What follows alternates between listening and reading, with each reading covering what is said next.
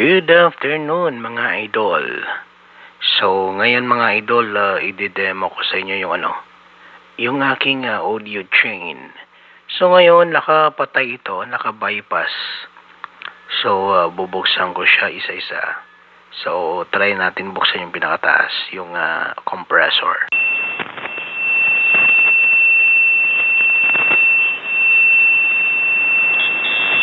Compressor is on. Yun. So, left and right yung binubuksan ko mga idol dahil left and right yung gamit ko eh. So, yun. At next, buksan ko naman yung BBE. Yung Sonic Maximizer.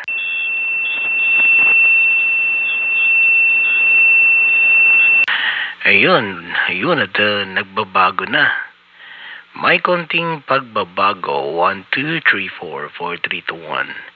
So ngayon, yung EQ dito sa baba.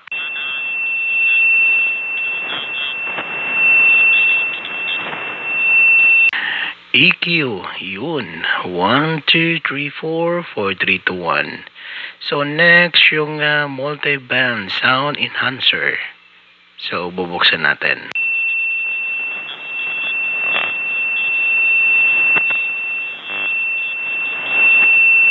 Ayun, at nagbabago na idol, lumapad na siya.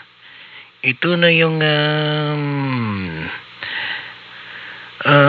enhancer, multi-band sound enhancer. So ngayon, yung 15 band EQ, yun yung bubuksan natin.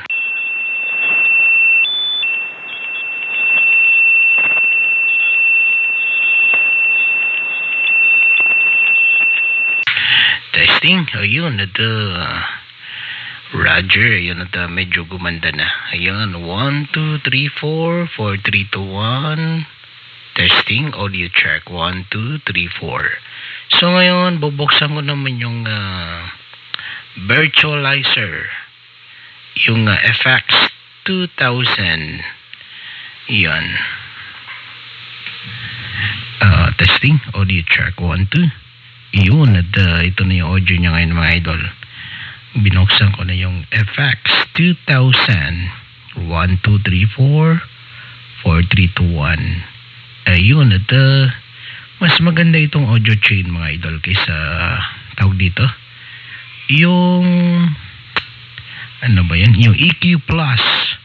Mas maganda itong gamitin, yung audio chain. Alright, magandang hapon sa dyan mga idol. 73. And dito lang tayo, Messenger.